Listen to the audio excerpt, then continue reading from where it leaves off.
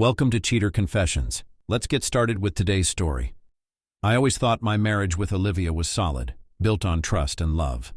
But what happened during her trip to Hawaii shook the foundation of everything I believed. It started innocently enough, or so I thought.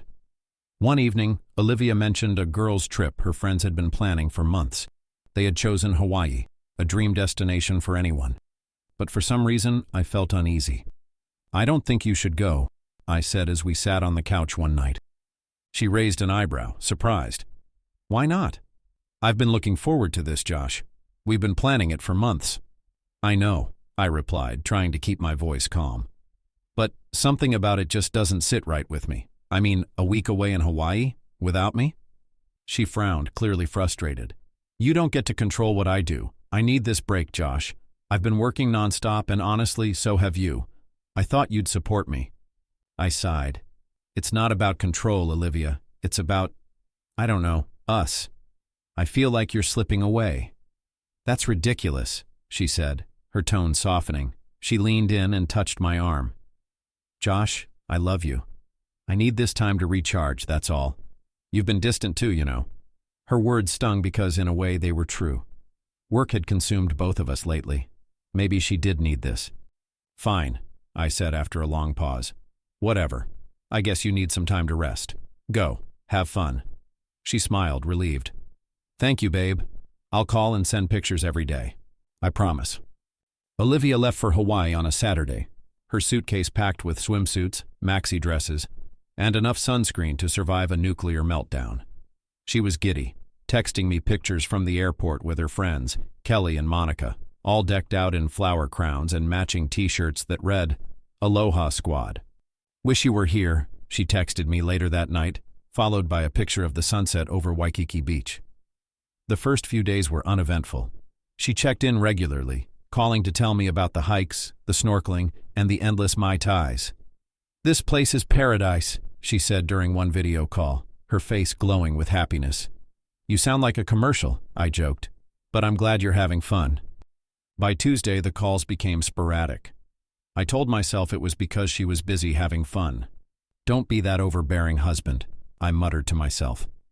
But by Wednesday night, something felt off.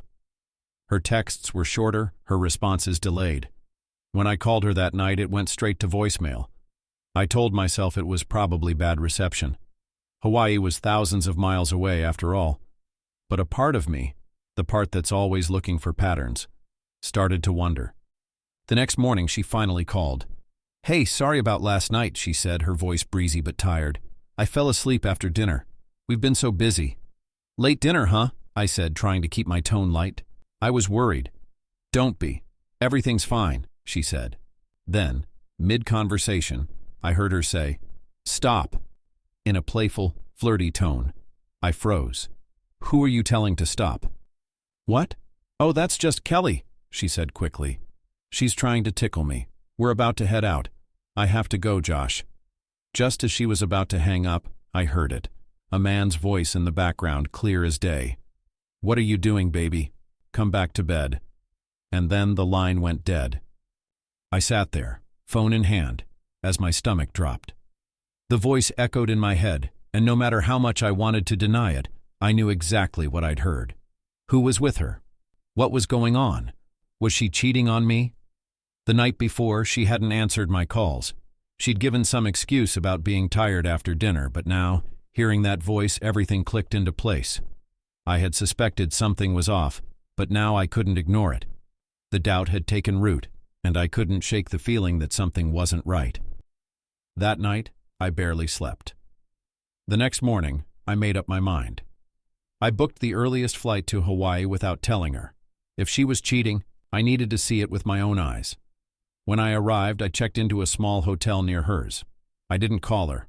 I wanted to keep her unaware of my presence. That evening, I decided to follow her. I waited outside of her hotel, watching the entrance as people came and went. It wasn't long before I saw her walk out, wearing a dress I'd bought her for our last anniversary. Her hair flowed in the breeze and her laughter carried over the chatter of the crowd. But she wasn't with her friends. She was with a man. He was tall, muscular, and looked out of place in his stylish, casual clothes, like he belonged in a movie. His hand was on her lower back as they moved toward a nearby beach bar. My heart pounded in my chest. I couldn't believe it. I quickly followed them from a distance, making sure to keep out of sight. Every step felt like a weight, like I was walking into my own nightmare. They entered the bar together, and I stood outside watching through the glass doors as they found a seat at a small table near the beach. He leaned in close to her, his hand still on her lower back, their faces inches apart as they talked and laughed. My heart pounded in my chest, each beat like a hammer driving in the reality of what I was seeing. I couldn't believe it. I ducked into a shadowed corner, pulling out my phone and snapping photos. My hands trembled, but I kept going, needing to document every second. It felt surreal, like I was watching a movie I couldn't turn off. And then it happened. As if to confirm my worst fears, they kissed. Not a friendly peck. It was deep, lingering, and passionate, the kind of kiss that spoke of familiarity, of intimacy. My stomach churned, a mix of rage and heartbreak threatening to overwhelm me. I wanted to march over, to demand answers, to scream at both of them. But something held me back. I needed more than just this moment. I needed undeniable proof. They left the bar together, walking hand in hand like a couple on vacation. I followed from a distance, careful to stay out of sight. They entered her hotel, laughing and whispering to each other as they approached the elevator. I waited a few minutes before heading to the front desk. "Excuse me," I said to the receptionist, trying to keep my voice steady. "I need to know what room Olivia Davis is staying in. It's an emergency."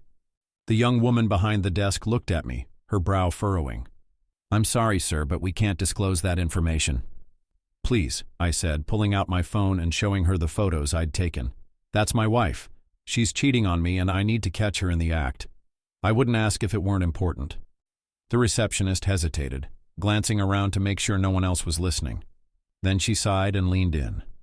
"Room 304. "Thank you," I said, already heading toward the elevator. When I reached the door, my heart was pounding so hard I thought it might burst. I pulled out my phone and started recording, holding it steady despite the shaking in my hands. This was it, the moment I'd dreaded but knew I had to face.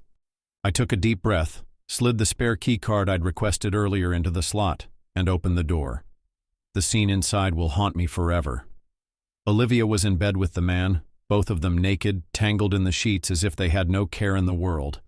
Their laughter died instantly as the door swung open and Olivia's head whipped toward me. Her face went pale, her eyes wide with shock and horror. "Josh?" she stammered, scrambling to grab the sheet and cover herself. Her voice cracked with panic. "What are you doing here?" The man beside her sat up, pulling the sheet around his waist.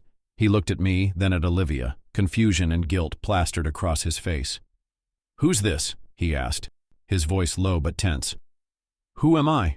I said, my voice trembling with fury. "I'm her husband. Who the hell are you?" The man didn't answer. He stood up, hastily grabbing his clothes and muttering something under his breath as he bolted for the door. But I wasn't going to let him leave without facing the consequences. My anger boiled over, and before I could think, I stopped recording and quickly shoved my phone into my pocket. Then, without hesitation, I stepped forward and punched him square in the face. He staggered back, clutching his nose, but didn't fall. He lunged at me and we collided, fists flying. The sound of our bodies slamming into the furniture echoed through the room. "Josh, stop!" Olivia screamed, her voice panicked. She rushed toward us, trying to pull me away from him, but I shrugged her off. The rage inside me was consuming me, and all I could think was how dare he touch my wife.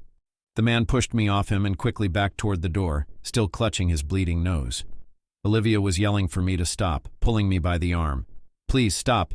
It's over, okay? Let him go." He finally ran for the door, still muttering curses under his breath. "You'll regret this," he spat. But he didn't stick around to say anything more. He quickly disappeared out the door, leaving Olivia and me alone in the room. I turned toward her, my breath ragged, fists still clenched at my sides. My mind was racing. I couldn't believe what I had just seen, what I had just done. But there was no turning back now. "So, this is what you've been doing while I've been home? Worried about you?"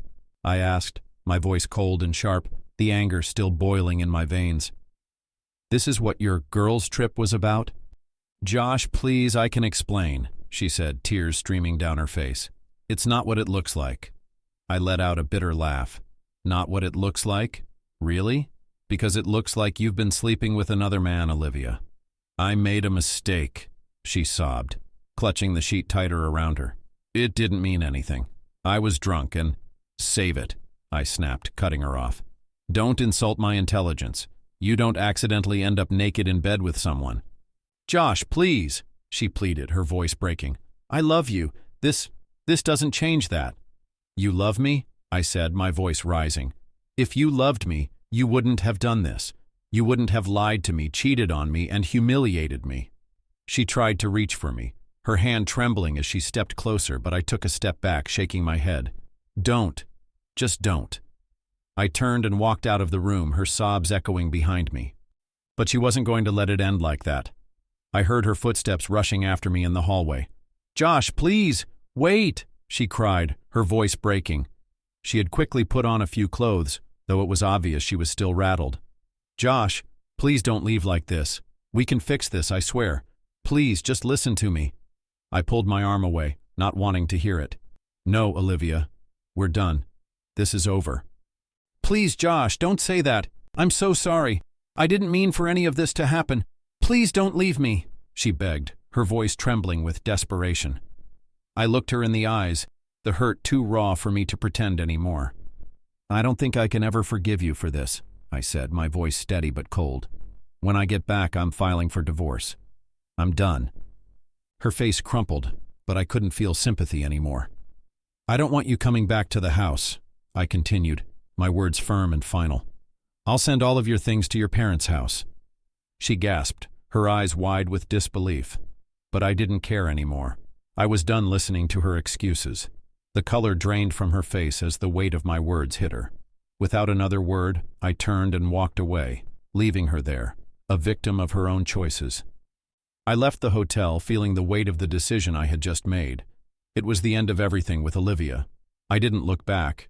The anger, the heartbreak. It was all too much. I couldn't let her manipulate me anymore. Back at my hotel room, I took immediate action. I transferred every penny from our joint account into my personal account. It wasn't about revenge, it was about protecting myself. I had no intention of letting her take anything from me after what she had done. Afterward, I sent a message to her parents, attaching the photos and video of Olivia with the other man. I told them everything about what she had done and the pain she had caused. I also informed them that I would be sending her things to their house. Over the next few days, Olivia kept calling and texting, begging me to reconsider, promising she'd go to therapy, that she'd do whatever it took to fix our marriage. But the truth was, I couldn't take her back after what happened. How could I? The woman I thought I knew, my wife, had shattered everything with her lies. I couldn't trust her anymore, and I didn't want to. Eventually, the divorce papers arrived. I filed for divorce, and it was quick. Olivia had no claim on any of the money. Our assets were split, and everything I had earned was mine. She got nothing. When it was all finalized, she tried one last time to reach out. Her voice cracked on the phone as she told me how sorry she was, how much she regretted everything. She begged for a second chance, but I had nothing left to say to her. I didn't respond. I blocked her number and deleted every message. The woman I had married was gone, replaced by someone I didn't recognize. I couldn't look back anymore. I had to move on, and I was done with the past. Thank you for watching.